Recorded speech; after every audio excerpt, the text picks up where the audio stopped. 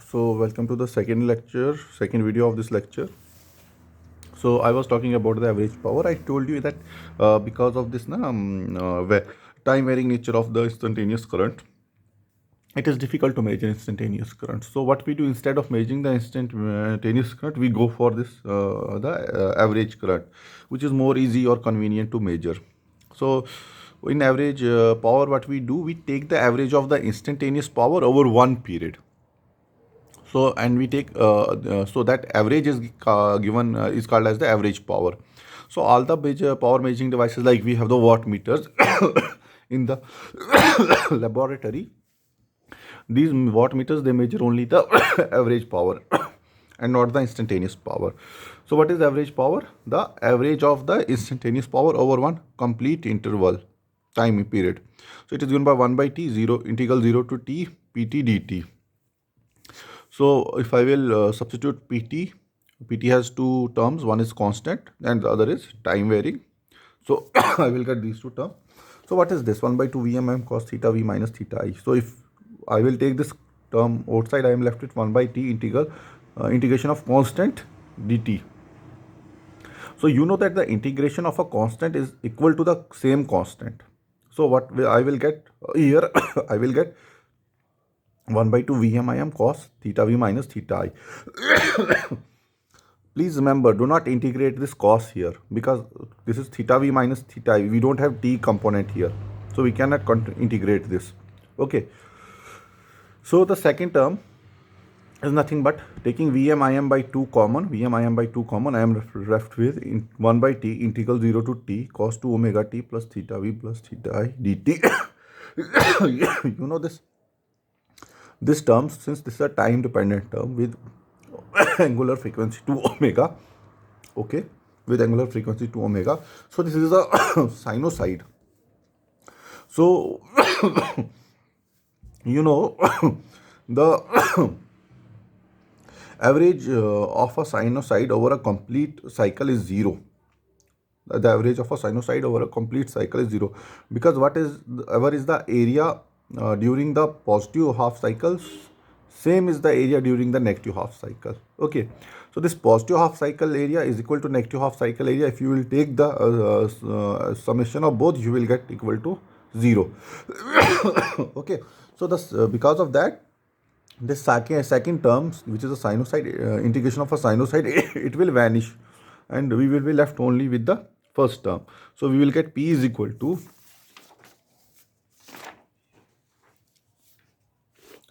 we will get P equal to we will get P is equal to 1 by 2 Vm Im into cos of theta V minus theta I. So please note this 1 by 2 Vm Im cos theta V minus theta, it was constant component or time independent component of the instantaneous power, if you will see. So this difference between theta V and theta I, it plays an important role here, because P depends upon the difference of between V and I, phase angle between voltage and current. So you know that cos of theta is equal to cos of minus theta. So cos theta V minus theta I will be equal to cos theta I minus theta V. So the difference, but the difference between the two angles, it plays an important role.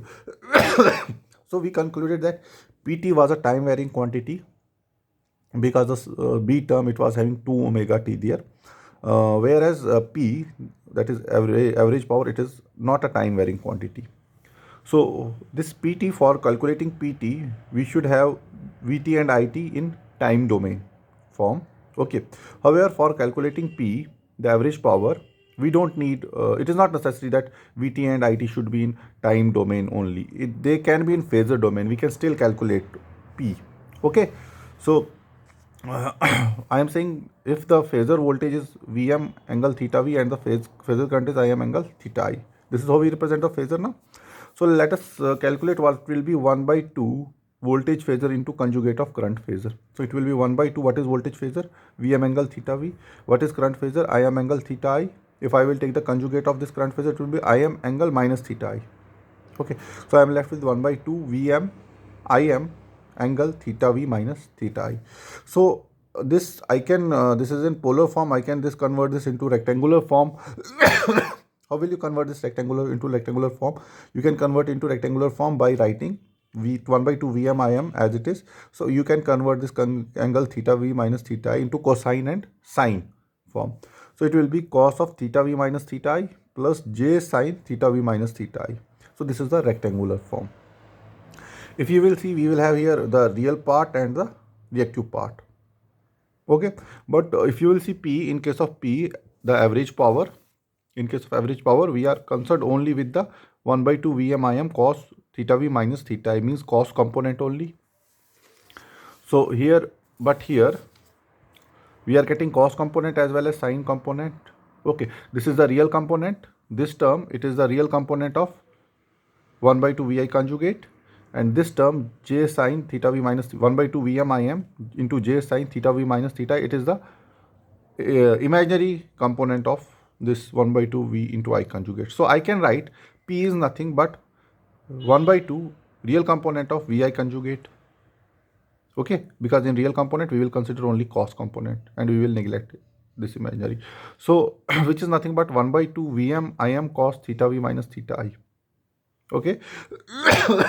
So here I calculated P even if we are given this voltages and currents in phasor form. Okay, we will take only the product of voltage and conjugate of current, and we will take only the real part of that, and I will get this P.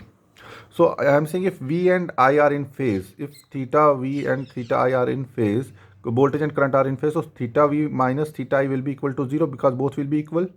So cos of 0 will be 90. So I will get P is equal to 1 by 2 Vm into Im. Okay, so theta v minus theta I it is only possible only in case of a resistive circuit, because in case of resistance circuit voltage and current are in phase. So this is possible only in case of a resistive circuit. So what will be the P? So P will be nothing but 1 by 2 in terms of current. If I will say Im square into R,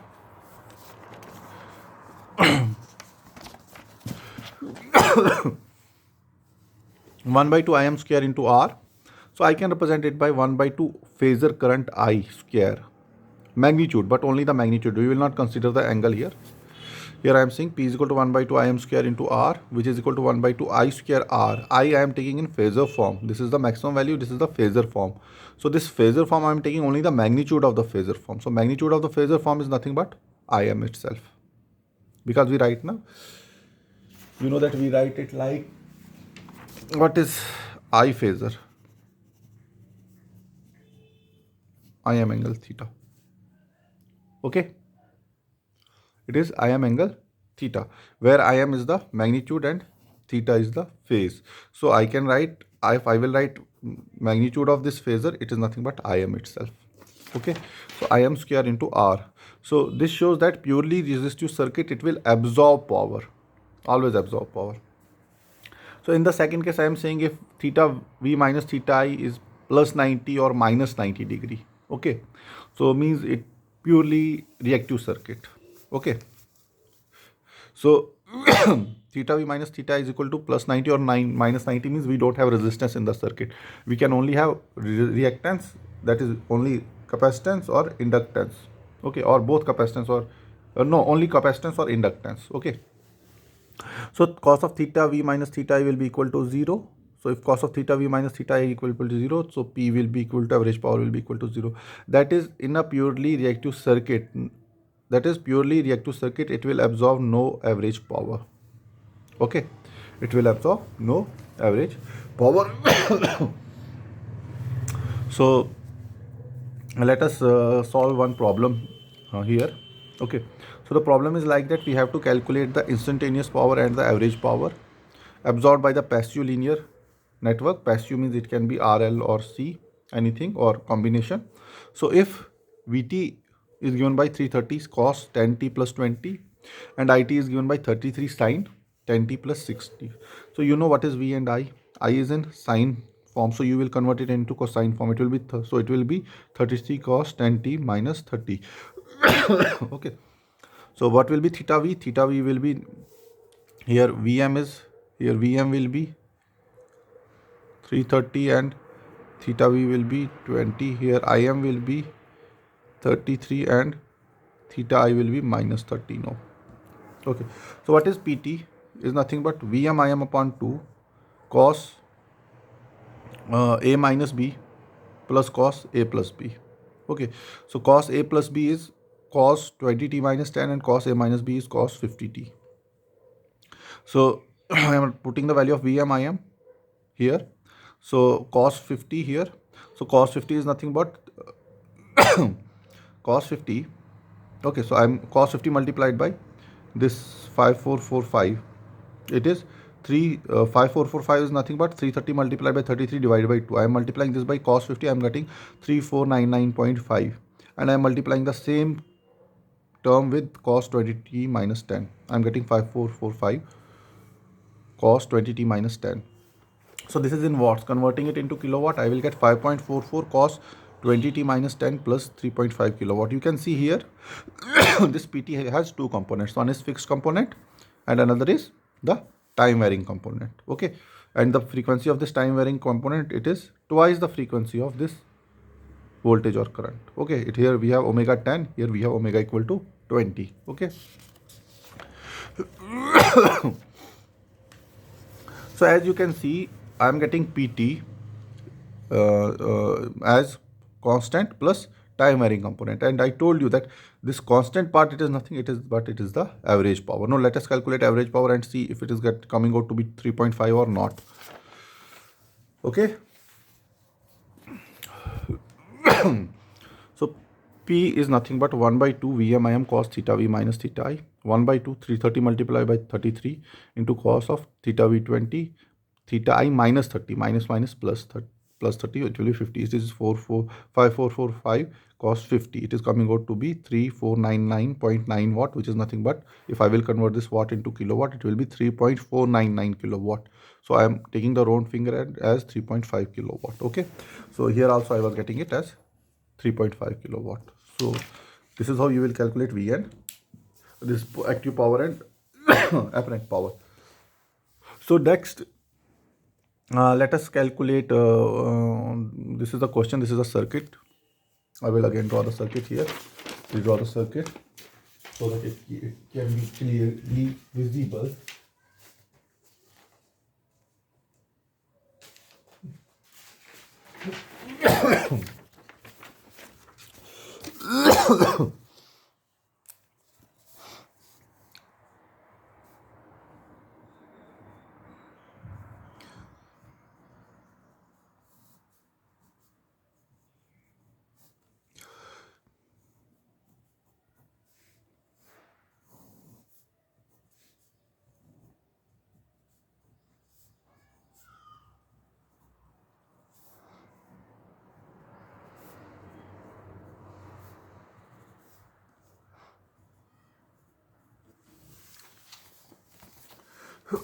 The circuit, the problem is like this.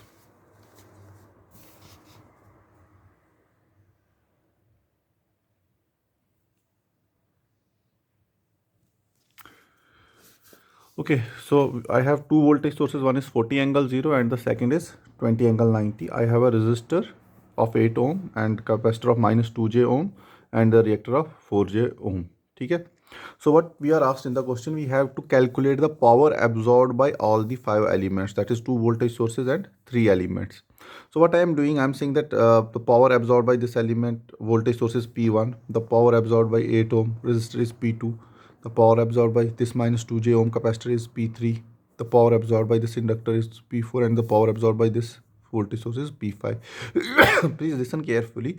These are the voltage sources and we are told to calculate the power absorbed by all the elements. So the power absorbed by the voltage sources will be negative. Okay, because why?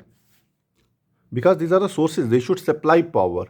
So if we are saying that they are absorbing power, we'll say that power is negative. Okay.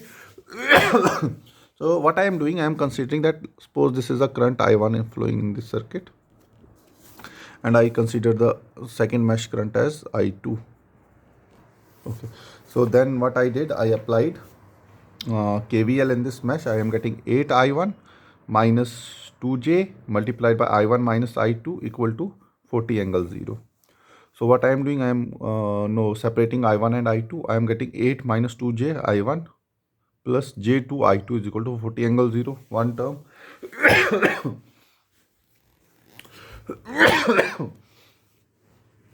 And the second term in this loop, I am again applying second mesh KVL. I am getting 4j I2 minus plus 20 angle 90 minus, so I will take this plus 20 angle 90 across that side of the equal to, it will be minus 20 angle 90. So this minus 2j into I2 minus I1, minus 2j into I2 minus I1. Again I am separating I1 and I2. I am getting what I am getting here.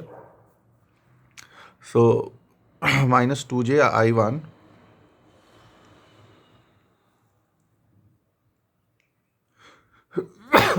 wait a second, hope there is no mistake.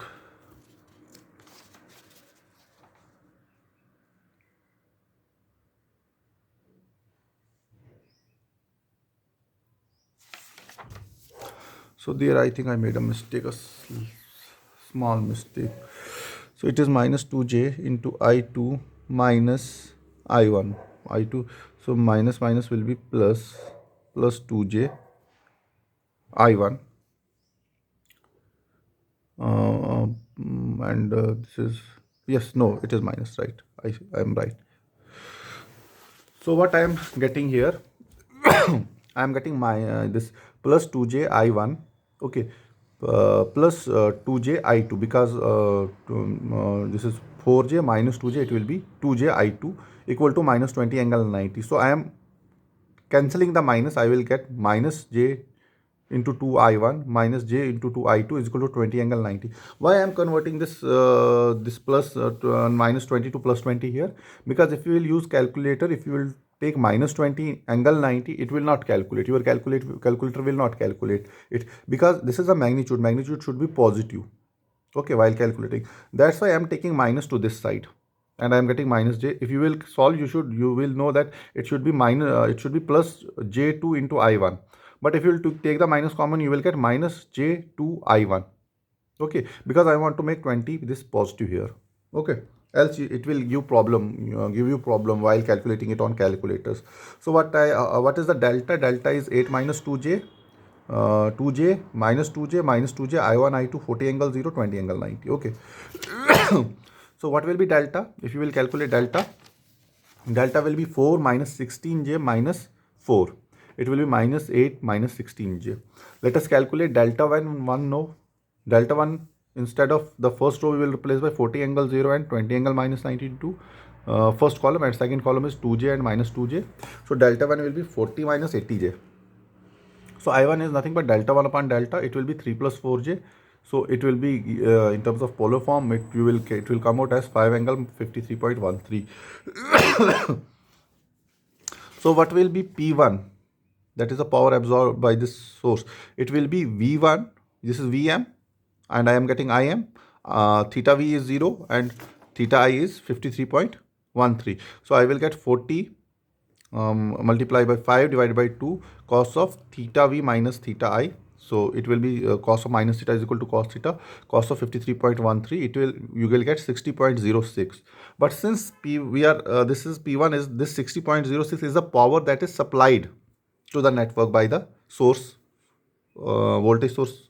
Okay, so if we are saying that this is the power, in the question it is asked that calculate the power absorbed by the 40 volt source. So we'll use the negative sign here because it is supplying. So if you are saying it is absorbing, so it will be minus 60.06 watt. Okay, so what will be the power absorbed by the resistor? 1 by 2 in the resistor. Where is the resistor? So which current is flowing in this resistor? Only I1 current. Okay, so we can calculate it 1 by 2 Im square into R, which is equal to 1 by 2 5 square into R, or I square into R, magnitude of I square. 5 square into R is 8. So it is coming at to be 100 volt plus 100 watt. Why plus 100? Power absorbed plus 100, because it is a resistor. It always, according to sign convention, it will absorb power. So it will be plus 100. Okay. So next, this is inductor, capacitor. So whatever will the voltage across this, that voltage will lag behind the current that is flowing in this capacitor by 90 degree. Okay. So if the voltage across the capacitor and the current through this capacitor, will have a phase difference of how much? 90 degree. So theta v minus theta d is I will be equal to 90 degree. So cos of 90 degree will be equal to 0. So this capacitor will absorb no power. Power absorbed by this P3 will be equal to 0. Similarly, this is an inductor. So, and whatever will be the drop across this inductor, okay, that drop will lead the current flowing through this inductor by 90 degree. So theta v minus theta I, again 90 degree, again the power absorbed by this inductor, it will be 0. So let us calculate P5. For P5 we should know what is the value of I2. For I2 we have to calculate delta 2. Okay, so I2 is delta 2 by delta. Delta 2 I have calculated is coming out to be 40 plus 240J, and delta we have calculated. So I2 is coming out to be 13.6 angle 162.8. Angle 162.8. So if you will see, we will get P is equal to 1 by 2 V into I into cos of the angle. So it is coming out to be minus 40.2 watt. So it is itself coming out minus 40. Why? Why? Because I am taking the direction of current in this direction, clockwise direction, but this is the positive terminal. So actually the direction of current should be here in this direction, like this. But it is, we have assumed it in this direction. So whatever will be the power, it will be opposite to the actual power. So means it is coming out minus 40. So I will say that it is a power absorbed by the this voltage source. Okay. So are you getting it? So this is page number 8. Yes. So this is all about the today's lecture. So I will give you again few questions that you will solve at your home. So these are the questions. So this is the first problem. So you have to calculate I naught in the figure using Norton's theorem. So you have 5 ohm resistor, 40 angle 90 degree voltage source, 8 ohm resistor, minus 2J ohm capacitor, 3 angle 0 ampere current source, 10 ohm resistor, 4J ohm inductor, 20 ohm resistor and 15J ohm inductor. Second problem, again you have to determine the Thevenin equivalent, Norton's equivalent of the circuit as seen from terminal A and B, and also calculate I naught using the Norton equivalent circuit. You have a 20 angle 0 degree voltage source, 8 ohm resistor, 4 ohm resistor, 1 ohm resistor, 2J ohm inductor, minus 3J ohm capacitor, 40 angle minus 90 degree ampere current source, and across A and B you have 10 ohm resistor and minus 5J ohm capacitor. Third problem, for each of the circuits, you have two circuits A and B. You have to find the ratio of V naught by Vi for three frequencies. The first frequency is omega is equal to 0. The second frequency when omega approaches infinity, and third frequency when omega square is equal to 1 by LC, or omega square is equal to 1 upon LC, or omega is equal to 1 divided by under root LC. Okay. So for figure A and figure B. Okay. So this is a sort of phase shifter type circuit. So you have to convert first L and C. Okay. You have to see it.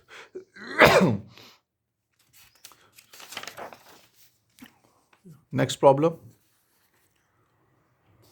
So at the terminals AB, obtain the Thevenin and Norton's equivalent. Means you have to obtain the Thevenin equivalent circuit and Norton's equivalent circuit across the terminals AB of the circuit for the network with, take omega is equal to 10 radians per second. Okay. Because your inductor and capacitance are given in Henry and microfarad, you have to convert it back into ohm. So you will take omega is equal to 10. So you have a current source here, 2 sine omega t ampere, a 10 ohm resistor, a 0.5 Henry inductor, 10 microfarad capacitor, a voltage source of 12 cos omega t volts, and a dependent voltage source of twice V naught. And V naught is the voltage across the 10 ohm resistor. So you have to calculate the Thevenin equivalent and Norton's equivalent. Okay. And the last. So I'm giving you one theorem, that is maximum power transfer theorem, as homework. Okay, maximum power transfer theorem, I told you in case of a DC, in case of an AC, it is not very much different. So you will study it yourself, self-study. No need to show me this thing now, how you calculate it. You will study it, and definitely you will get something in the exam related to this maximum power transfer theorem. So don't think that okay, sir has given it as an homework, so we will not, it will not come in exam. It will definitely come in exam.